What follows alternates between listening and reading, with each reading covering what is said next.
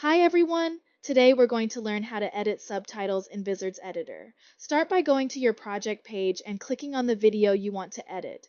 Next, click Edit Subtitles. Here, you can choose to edit by sentence or paragraph. I'll go with sentence. Each sentence has this little icon next to it. Click it to add emojis, making your video more lively and engaging.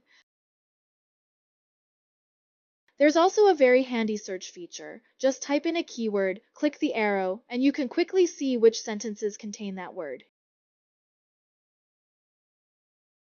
If you want to make changes across multiple instances, click Replace. Type in your new word and hit Apply to All. All matching words will be updated instantly. Need a translation? Click here to choose your desired language. Let's try French and see the result. It looks really good.